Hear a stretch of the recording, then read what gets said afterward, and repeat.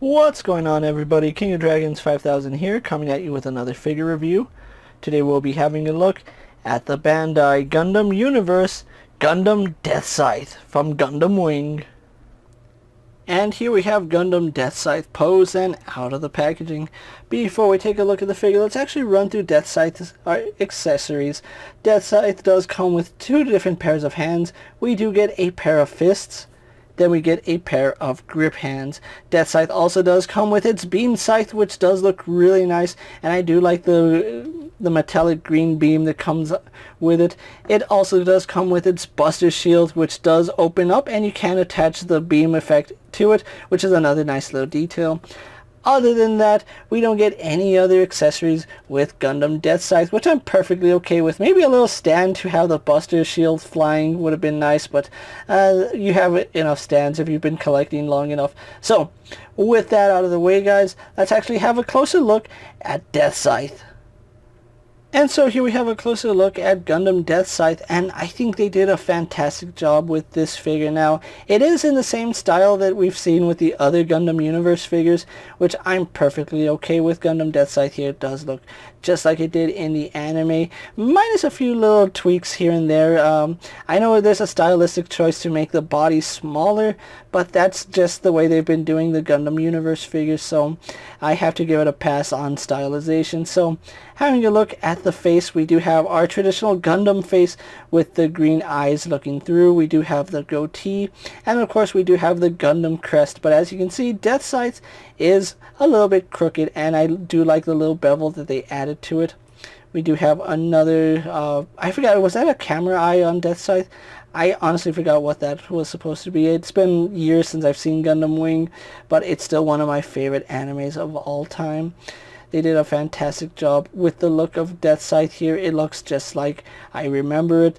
And one thing I do like is the shade of gunmetal they used for it. It's not really all gunmetal. It's like a really deep navy, and I really do like that.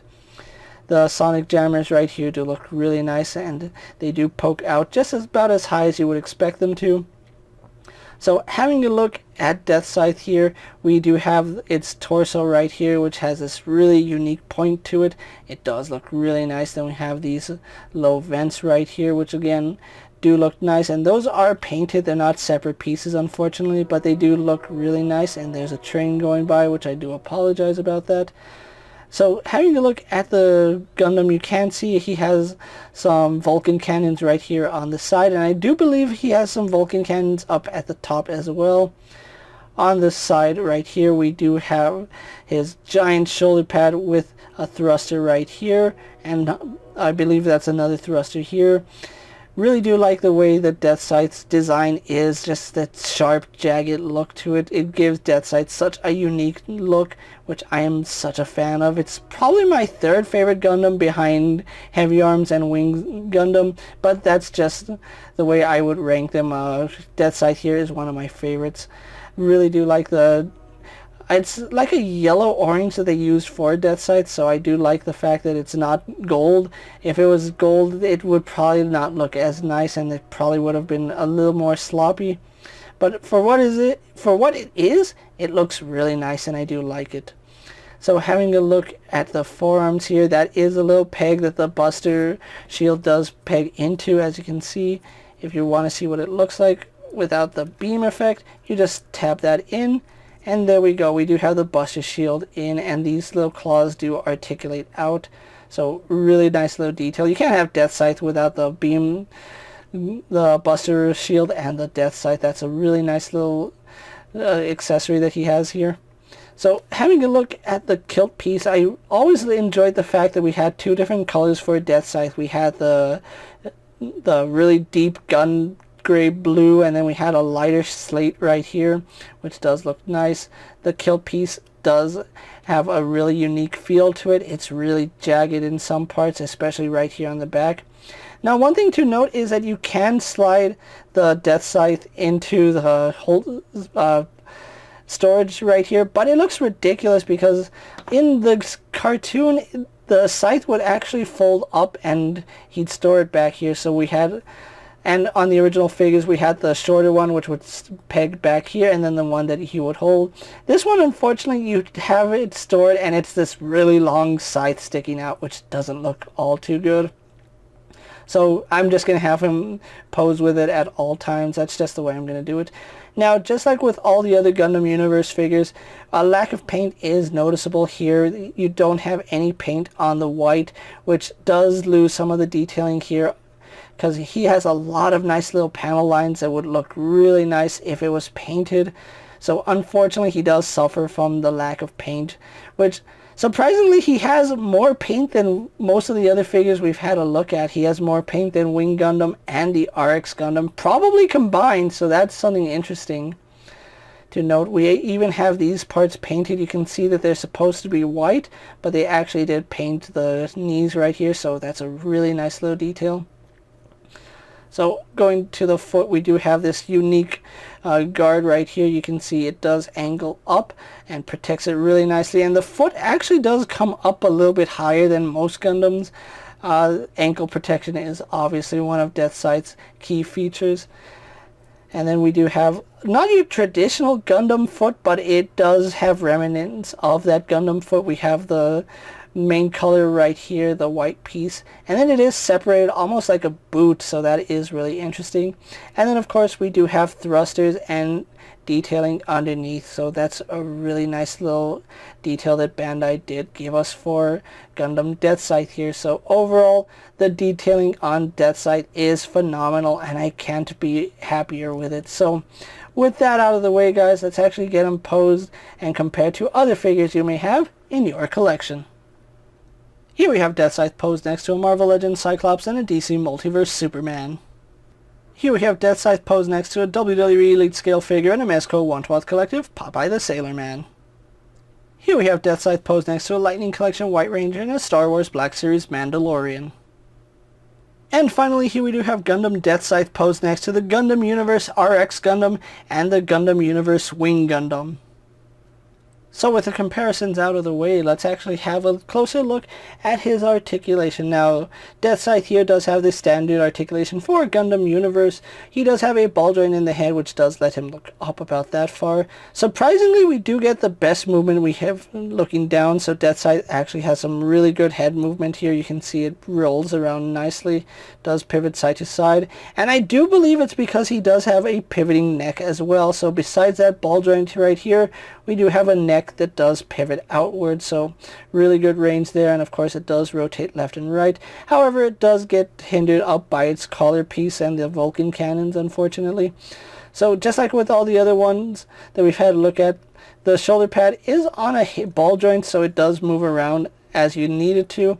Arm does go all the way around, although it does get hindered by the sonic jammer. You can rotate the armor so that it does go around the sonic jammer. Just be aware that while you're rotating this, to not let it bump up against the sonic jammer. Going out to the side, and Deathscythe only goes out to about right there, which is less than we've seen with other figures, unfortunately. We do have a really nice smooth bicep swivel, which works fine. No problems there. We do have a double bend here at the elbow, giving us the best range of movement we've seen in a Gundam Universe figure to date.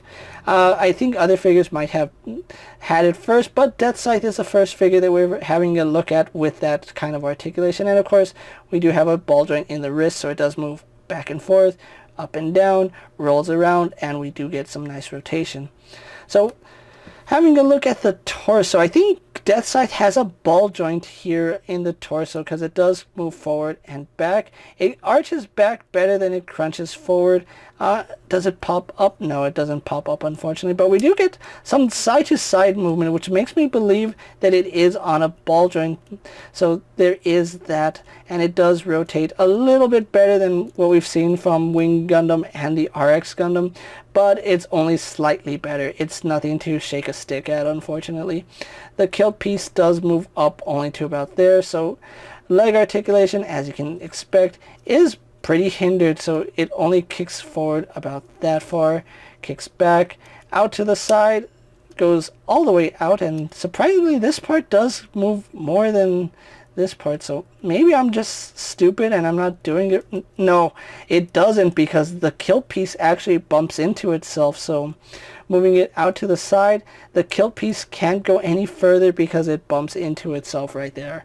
You do learn new things when you do take closer, in-depth looks at figures.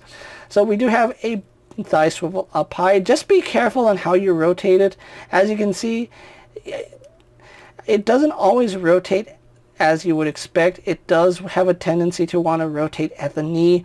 The knees do not rotate. The knees are just a simple hinge. As you can see, they do go back quite a bit. Don't try rotating this, because this is a hinge, not a swivel. If you try rotating this, it will snap on you.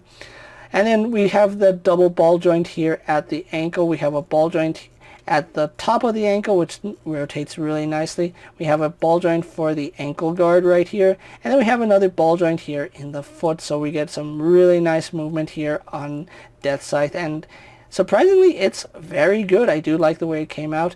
So overall, Deathscythe has some really good articulation, and I do like the way he came out. So with that out of the way, guys, let's actually get Deathscythe posed for my final thoughts, and then we'll wrap up this review. And so here we have the Gundam Universe Gundam Deathscythe pose for my final thoughts. Overall, I think Bandai has done an amazing job with this figure. Now, granted, there are some things I would have done differently, specifically with some of the articulation. The kilt piece does kind of hamper the articulation. The way it's designed, it tends to bump up against itself, which is a little bit unfortunate. I do like the fact that the shoulder pads do rotate nicely. I probably would have made the bulk of the sonic jammers a little bit smaller, just so that the shoulders don't always bump into them. But overall, I'm really happy with the way this figure came out. Now, if I could improve it one way in aesthetic, I would have made the metallic green beams out of a translucent plastic. Now, that's just me, honestly. I would prefer having translucent plastics over the metallic plastics, just because I think metallic plastics look better, or translucent plastics look better for beam weapons than metallic. It's still a really nice looking figure, but again, I would prefer translucency over metallic sheen. It's still a really solid figure here, and I am really happy that I did pick up Gundam Deathscythe. Now, Gundam Deathscythe here is part of the Gundam Universe line, which is Bandai's more affordable action figure line for collectors. It's not at all Robot Spirits line, so if you are expecting Robot Spirits, unfortunately, this isn't the line for you. This is more for collectors who have been looking for an affordable Gundam collection without the model kits, seeing as how we haven't had Gundam action figures in almost 20 years. Which is an outrageous thought. We have model kits for over 30 years at this point, but we haven't really got too many action figures, and I am really glad that Bandai is going back and giving us Gundam action figures. If you are looking for Gundam Deathscythe here, he is kind of hard to come by at the time I'm making this video. I do believe he's still available on Big Bad Toy Store and places like Amazon, but overall I haven't seen him in stores all too often. Once in a while I'll see him at Walmart, but as far as Target goes, Target has the EZ8 Gundam, which is the next series, which I do look forward to reviewing. But as far as Deathscythe here goes, really excited to have him in my collection, and if you can pick him up, definitely do so if you're a fan of Gundam Wing or just want a really awesome Gundam in your collection. With that being said, guys, I'm KingofDragons 5000. Don't forget to like this video, leave a comment, subscribe to my channel, go check out all my other action figure reviews, as well as all my other Gundam Universe videos, and all my other import videos. Hopefully you find them informative. As always, if there's a figure you would like to see me review, let me know down in the comments, and if it's in my collection, I'll definitely have a look at it. While you're at it, check out my Instagram account for new and exciting action figure photos, and as always, ring that bell to be notified every time I upload a video. Until next time, guys, I'll see you later. Take care, everyone.